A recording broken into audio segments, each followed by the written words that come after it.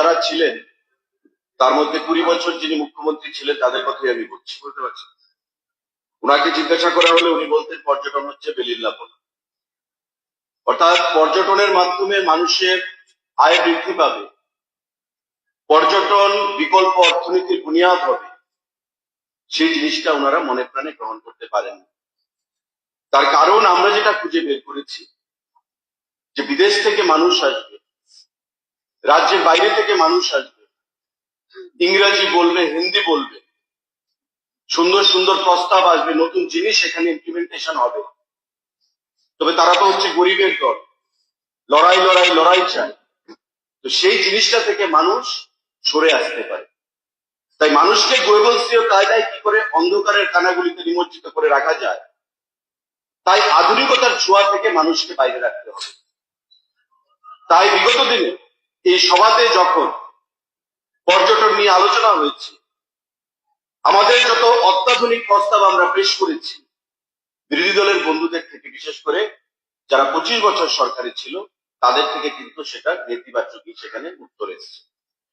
আমি আপনাকে একটা উদাহরণ দিয়ে বলতে চাইছি যে বিগত দিনে ডেস্টিনেশন ডেভেলপমেন্ট অফ আগরতলা 2,55,00,000 টাকা ফেরত গেছে, ব্যবহার করেনি। Destination development of tourist circuit Dhalai north 1,95,00,000 টাকা ব্যবহার করেনি, ফেরত গেছে। ডেস্টিনেশন ডেভেলপমেন্ট অফ তীর্থমুখ 2,15,00,000 টাকা কেন্দ্রীয় সরকার থেকে দিয়েছে, ফেরত দিয়ে দিয়েছে। ডেস্টিনেশন ডেভেলপমেন্ট অফ মেলাঘর 4 কোটি টাকা কেন্দ্রীয় সরকার থেকে প্রদান করা হয়েছিল, ফেরত দিয়ে দিয়েছে। Destination development of tourist circuit Amarpur, মাননীয় সদস্য যে বিধানসভা কেন্দ্র থেকে আসছেন, 1,97,00,000 টাকা ফেরত দিয়ে দিয়েছে, খরচ করে দিয়েছে। টোটাল আরো ছোটখাটো মিলিয়ে হিসাবটা 22,91,00,000 টাকা কেন্দ্রীয় সরকারকে তারা ফেরত দিয়ে দিয়েছে, ইচ্ছাকৃত ভাবে তারা খরচ করেনি। তাদের সময়ে ট্যুরিজমের বাজেট কত ছিল? 9 কোটি টাকা। আজকে মাননীয় অর্থমন্ত্রী আমাদেরকে কত দিয়েছেন? প্রায় 150 কোটি টাকা। গোপাল বাবুর তাতেও আপত্তি ছিল।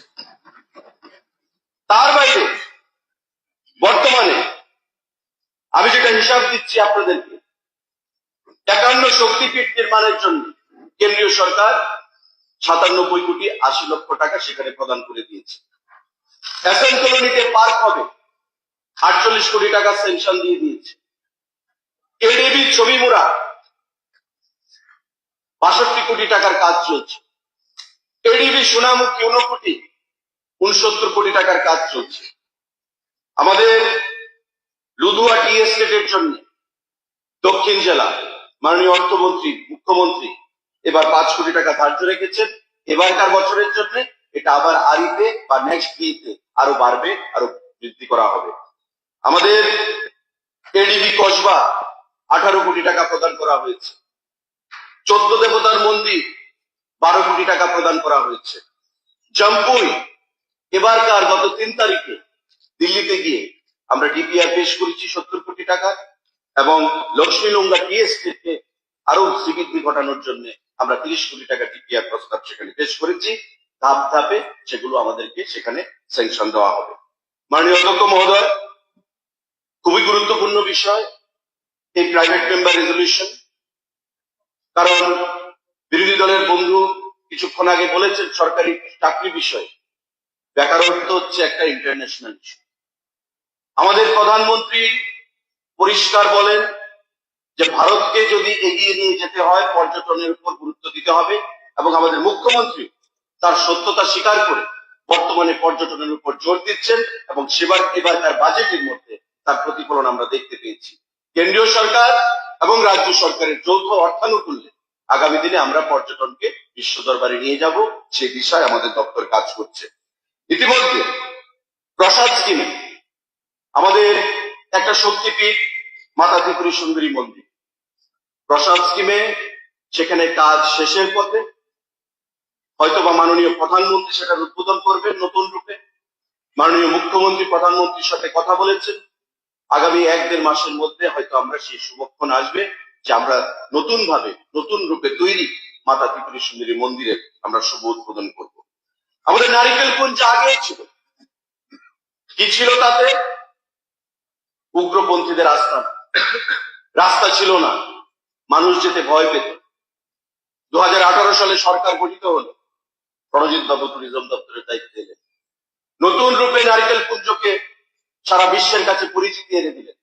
আজকে সেই নারিকেলকুঞ্জ হচ্ছে আমাদের রাজ্যে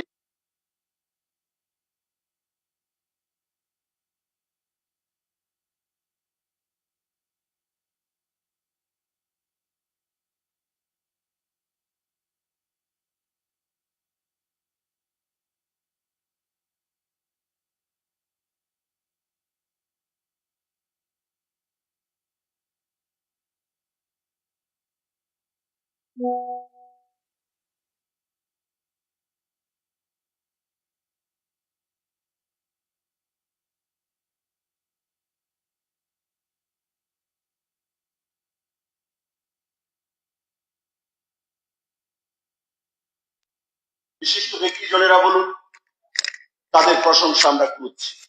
ভারতবর্ষের সব থেকে লম্বা, সব থেকে দীর্ঘ লেজার শো হচ্ছে আমাদের আগরতলার রাজবাড়ির ভেতরকার লেজার শো, যেটা আমরা ধন্যবাদ জানাবো মাননীয় মুখ্যমন্ত্রীকে, আমরা ধন্যবাদ জানাবো স্মার্ট সিটিকে। আমাদের অর্থে স্মার্ট সিটি সেটা আমাদেরকে তৈরি করে দিয়েছে এবং বর্তমানে সেটা ট্যুরিজম দপ্তরের অধীনে চলছে। আমাদের চোত্তাখোলা পার্ক বিগত সরকার তৈরি করেছিল, কি শুনতাম? ভারত বাংলার মৈত্রীর এটা একটা সেতু বন্ধন, ভারত বাংলার মৈত্রীর এটা একটা চিহ্ন, এটাকে সামনের দিকে এগিয়ে নিয়ে যেতে হবে। না ছিল কোনো ক্যাফেটেরিয়া, না ছিল কোনো টয়লেটের ব্যবস্থাপনা, মানুষ বিনোদনের জন্য যাবে, সেখানে কতক্ষণ থাকবে, কি করে সময় কাটাবে, কোনো কিছু ছিল না। নতুন করে আমরা পরিকাঠামো গঠন করেছি। আগামী 10 দিনের মধ্যে মাননীয় মুখ্যমন্ত্রীর হাত ধরে আমরা 4.5 কোটি টাকা খরচ করে এইটাকে আবার নতুন করে গাজিবো, ক্যাফেটেরিয়া, টয়লেট, পথওয়ে, এই জিনিসগুলো আমরা 11টা কম্পোনেন্ট আরো অ্যাড করেছি এই চোত্তাখোলা পার্কের মধ্যে 4.5 কোটি টাকা ব্যয় করে, যেটা আগামী 10 থেকে 12 দিনের মধ্যে আমরা মাননীয় মুখ্যমন্ত্রীর হাত ধরে সেটাকে নতুন করে আবার উদ্বোধন করা। আমাদের প্রতিটি ক্ষেত্রে ওয়াটার ট্যুরিজম, বোট ছিল না, মাননীয় সদস্য বলেছেন অত্যাধুনিক বোট লাগবে। 50টা বোট আমরা ক্রয় করেছি প্রকিউরমেন্ট করার জন্য, সেখানে সবকিছু হয়ে গেছে, 25টা 30টা বোট চলে এসছে, আরো 20টা বোট আসছে। তার বাইরে আরো 50টা বোটের জন্য আমাদেরকে 5 কোটি টাকা এবার প্রদান করা হচ্ছে। আমরা খুব শীঘ্রই আমরা প্ল্যান করেছি সাউন্ডলেস মোটর দিয়ে, ইঞ্জিন দিয়ে আমরা সেই 50টা নতুন বোট আরো ক্রয় করব, যেটা বিভিন্ন যে জলাশয়গুলো রয়েছে, নারিকেলকুঞ্জ, ছবিমুড়া, আমাদের নীরমহল বা সারা রাজ্যে যে বিভিন্ন জলাশয়গুলো, সেই জলাশয়গুলোর মধ্যে আমরা প্রদান করব। ট্যুরিজম দপ্তর আমরা 58 লক্ষ টাকা ব্যয় করে দুটো আর্মেনিয়া বাস, অত্যাধুনিক বাস, কারণ বাইরে থেকে যারা টুরিস্টরা আসেন ওই পুরোনো দিনের টাটা সুমো গাড়ি বা অন্যান্য যে ছোট গাড়িগুলো তারা নিতে চায় না। 10 জন 15 জন 20 জন একটা পরিবারে তারা ফ্রেন্ড সার্কেল মিলে তারা আসে, একসঙ্গে তারা যেতে চায়। আমরা সিদ্ধান্ত করে বিওডির মিটিং এ দুটো অত্যাধুনিক বাস 58 লক্ষ টাকা দিয়ে আর্মেনিয়া বাস আমরা ক্রয় করেছি। আগামী দিনে আরো কিছু বাস আমরা ক্রয় করব, আরো ভেহিকেল আমরা ক্রয় করব। আমাদের যে হোমস্টে পলিসি, সেই হোমস্টে ত্রিপুরা রাজ্যের মানুষের কাছে একটা অচেনা জিনিস ছিল, অজানা। আজকে আপনি নারিকেলকুঞ্জে গিয়ে দেখুন, ছবিমুড়াতে দেখুন, প্রতি মাসে 50,000, 70,000, 1 লক্ষ, সিজনে 1.5 লক্ষ, 2 লক্ষ টাকা তাদের ইনকাম হচ্ছে। এবং এখন পর্যন্ত প্রায় 40 থেকে 50টা হোমস্টে সেখানে চালু রয়েছে। এবং এই হোমস্টে ফ্যাসিলিটিকে আরো পপুলার করার জন্য, জনপ্রিয় করার জন্য আগামী দিনে ট্যুরিজম দপ্তর হোমস্টে পলিসি আমরা আনবো। ইন্ডাস্ট্রি দপ্তর থেকে হোমস্টের জন্য, যেহেতু এটা একটা শিল্প, ট্যুরিজমকে দরজা দেওয়া হয়েছে 2009 সালে বিগত সরকারের আমলে, কিন্তু সেই শিল্পকে তুলে ধরার জন্য কোনো পদক্ষেপ তারা গ্রহণ করেনি। আমরা সেই পদক্ষেপ গ্রহণ করেছি এবং হোমস্টেকে আরো জনপ্রিয় করার জন্য আমরা সেখানে হোমস্টে পলিসি এনে শিল্প দপ্তরের সঙ্গে কথা বলে বেকার যুবক যুবতীদেরকে লোনের মাধ্যমে এই হোমস্টে ফ্যাসিলিটি আমরা প্রোভাইড করব, যাতে তারা লাইভলিহুড তারা আর্ন করতে পারে। মাননীয় অধ্যক্ষ মহোদয়, আমাদের এই যে পরিকল্পনা, সেই পরিকল্পনা নিঃসন্দেহে আগামী দিনে পর্যটন দপ্তরকে একটা বিশেষ জায়গায় নিয়ে যাবে। এবং আমি যেটা আগেও বলেছি, আজকেও বলছি, সবাইকে সাক্ষী রেখে যে আগামী 2 বছরের মধ্যে ত্রিপুরা রাজ্য পর্যটনের মানচিত্রে একটা বিশেষ জায়গায় যাবে। এবং পর্যটনের ক্ষেত্রে আমাদের যে উদ্দেশ্য, যে সাস্টেনেবল লাইভলিহুড, বিকল্প অর্থনীতি, সেই অর্থনীতির দিকে আমরা দিশায় যাব। আমি একটা তথ্য আপনাকে দিতে চাই মাননীয় অধ্যক্ষ মহোদয়, হাউসকে আপনার মাধ্যমে, যে 2013 সাল বামফ্রন্টের সরকার ছিল, 2018 সালে আমাদের সরকার এসেছে। 2013 থেকে 2018 সাল পর্যন্ত আমাদের টোটাল বিদেশি এবং দেশীয় পর্যটক কত ছিল? 20,68,780 জন। কখন? 2013 থেকে 2017-18 সাল পর্যন্ত। আমি 5 বছরের একটা শীট আমি এনেছি। এই 5 বছরে ছিল 20,68,780 জন। আমাদের 18 সালে সরকার আসার পর বর্তমান পর্যন্ত, ফেব্রুয়ারি পর্যন্ত, সেই টুরিস্ট ডোমেস্টিক এবং ইন্টারন্যাশনাল মিলে 28,54,067 জন। মাননীয় অধ্যক্ষ মহোদয়, 2 বছর করোনা আমাদের ছিল। সেই করোনার মধ্যে আপনারা জানেন মানুষ সেখানে ভ্রমণে সেখানে আসতে পারেনি। ইন টার্মস অফ রেভিনিউ যদি আমি সেটাকে কনভার্ট করি, তবে আমাদের রেভিনিউ 2012 থেকে 2017-18 পর্যন্ত যদি আমরা ধরি 19,42,00,000 টাকা। বামফ্রন্টের আমল, আমাদের সরকার গঠিত হওয়ার পর মাঝখানের 2 বছরের করোনা মিলিয়ে আমাদের টোটাল রেভিনিউ হচ্ছে 31,72,00,000 টাকা। একদিকে টুরিস্ট ফুটফল বাড়ছে, কারণ প্রচার প্রসার ছিল না। আজকে আপনি কলকাতার এয়ারপোর্টে যান, ত্রিপুরা ট্যুরিজমের ডিসপ্লে বোর্ড আপনি দেখতে পাবেন। আপনি গুয়াহাটি এয়ারপোর্টে যান, আগরতলা এয়ারপোর্টে যান, আপনি ইন্ডিয়া টুডেতে দেখুন, বিভিন্ন চ্যানেলগুলোতে দেখুন, অর্থ খরচ করে আমরা ত্রিপুরা ট্যুরিজমকে শোকেস করছি বিশ্বের দরবারে। আমরা যদি ইনভেস্টমেন্ট না করি তবে আমরা প্রফিট আর্ন করতে পারবো না। আমাদের লক্ষ্য হচ্ছে সেটা, যে আমাদের যদি রেভিনিউ আসে তবে আমরা অর্থ খরচ করব, কিন্তু আমাদের ইনফ্রাস্ট্রাকচার আমাদের তৈরি করতে হবে। আজকে কেন্দ্রীয় সরকার এবং রাজ্য সরকারের অর্থানুকূল্যে আমরা সেই ইনফ্রাস্ট্রাকচার তৈরি করছি এবং প্রচার প্রসারের মাধ্যমে আমরা ত্রিপুরা ট্যুরিজমকে একটা বিশেষ জায়গায় আমরা নিয়ে যাব আগামী 2 বছরের মধ্যে। আজকের এই সভা থেকে সেটা আমরা ব্যর্থহীন ভাষায় প্রত্যেককে আশ্বস্ত করে, মাননীয় সদস্যকে ধন্যবাদ জ্ঞাপন করে, সবাইকে আমাদের এই প্রস্তাবকে সমর্থন করার জন্য আহ্বান জানিয়ে আমি আমার বক্তব্য শেষ করছি। সবাইকে নমস্কার। ধন্যবাদ মাননীয় মন্ত্রী মহোদয়কে। এখন ওই মাননীয় সদস্য শ্রী রঞ্জিত দাস মহোদয় কর্তৃক উত্থাপিত রেজলিউশনটি ভোটে দিচ্ছি। রেজলিউশনটি হল রাজ্যের প্রতিটি পর্যটন কেন্দ্র পরিদর্শনকারী পর্যটকদের সার্বিক সুবিধার্থে প্রয়োজনীয় ব্যবস্থা গ্রহণের পাশাপাশি দেশ বিদেশের পর্যটকদের কাছে এইসব কেন্দ্রকে আরো দৃষ্টিনন্দন আকর্ষণীয় করে গড়ে তুলতে এই সভা ত্রিপুরা সরকারকে অনুরোধ জানাচ্ছে। যারা প্রস্তাবের পক্ষে আছেন হা বলবেন, যারা বিপক্ষে আছেন না বলবেন। আমি মনে করি যেহেতু না বলার কেউ নেই, যে মাননীয় সদস্য শ্রী রঞ্জিত দাস কর্তৃক আনিত রেজলিউশনটি সর্বসম্মতিক্রমে এই সভা কর্তৃক গৃহীত। আমি একদম শেষ লাস্ট করে যাওয়ার আগে আমি একটা জিনিস আমি সুশান্ত বাবুকে বলছিলাম। মাননীয় সুশান্ত বাবু, আমার কান অধীর আগ্রহে অপেক্ষা করছিল উত্তর ত্রিপুরা ধর্মনগরের জন্য কিছু একটা শুনতে পাবো। প্রাপ্তই রয়ে গেল।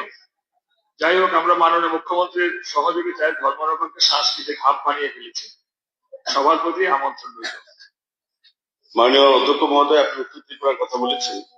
আমরা বলেছি 70 কোটি টাকা টিপিআর পেশ করা হয়েছে গভর্নমেন্ট অফ ইন্ডিয়া। কোথায়? জাম্পুই হিলকে নিয়ে উত্তর ত্রিপুরা ধর্মনগর বলেছি।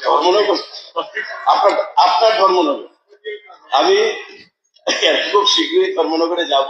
আমি আপনাকে আগেও বলেছি যে গিয়ে আপনি কোথায় কি করতে চাইছেন সেই প্রস্তাবটা দেবেন, আমি নিশ্চয়ই সেটা বিচার। এবার পাঞ্জিতে ও গিয়েছিলেন, এবার আপনিও আছেন। মাননীয় সদস্যগণ, আজ ত্রয়োদশ বিধানসভার 7ম অধিবেশনের শেষ দিন। গত 21শে মার্চ 2025 তারিখ এই অধিবেশনের সূচনা হয়েছিল। ত্রিপুরা বিধানসভার বিজনেস অ্যাডভাইসরি কমিটি পেশ করা সুপারিশ বলে অধিবেশনের প্রতিটি কার্যক্রম সঠিকভাবে পালনের ক্ষেত্রে আপনার এই পবিত্র বিধানসভায় যথাযথ দায়িত্ব পালন করেছে। চলতি অধিবেশনে 2024-25 অর্থ বছরের অতিরিক্ত ব্যয় বরাদ্দের প্রস্তাব পেশ ও অতিরিক্ত ব্যয় বরাদ্দের ডিমান্ডগুলির উপর আনা ছাপায় প্রস্তাবের উপর আলোচনা এবং শেষে অতিরিক্ত ব্যয় বরাদ্দের ডিমান্ডগুলি পাশ হয়েছে। পাশাপাশি মাননীয় অর্থমন্ত্রী কর্তৃক 2025-26 অর্থবর্ষের ব্যয় বরাদ্দের প্রস্তাব উত্থাপন এবং সাধারণ আলোচনা, ছাপের প্রস্তাবের উপর গঠনমূলক বিস্তারিত আলোচনা ও সর্বশেষে গত 28 মার্চ 2025 তারিখ বাজেট পাশ হয়েছে। এবারে বিধানসভা অধিবেশন অত্যন্ত গৌরবময় বিষয়ের পরিপ্রেক্ষিতে 3টি অভিনন্দন সূচক প্রস্তাবের উপরে আলোচনা হয়েছে। প্রথমটি মহাকাশ বিজ্ঞানী ভারতীয় বংশোদ্ভব সুনিতা উইলিয়ামসের মহাকাশ থেকে ভূপৃষ্ঠে সফল অবতরণ।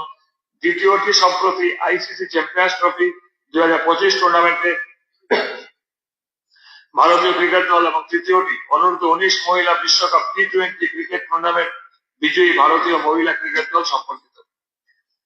অধিবেশনের প্রশ্ন উত্তর পর্ব থেকে শুরু করে প্রতিটি কার্যসূচি সঠিকভাবে পালনের ক্ষেত্রে আপনাদের সকলের ভূমিকা ছিল অত্যন্ত প্রশংসনীয়। এবারে বিধানসভা অধিবেশন নির্ধারিত 7টি কর্মদিবস সুষ্ঠুভাবে পরিচালনা করার ক্ষেত্রে এই হাউসে আপনারা সকল সম্মানিত সদস্যগণ যেভাবে অধিবেশন পরিচালনার ক্ষেত্রে সহযোগিতা করেছেন তার জন্য আমি আপনাদের প্রত্যেকে আন্তরিক কৃতজ্ঞতা ধন্যবাদ জ্ঞাপন করছি।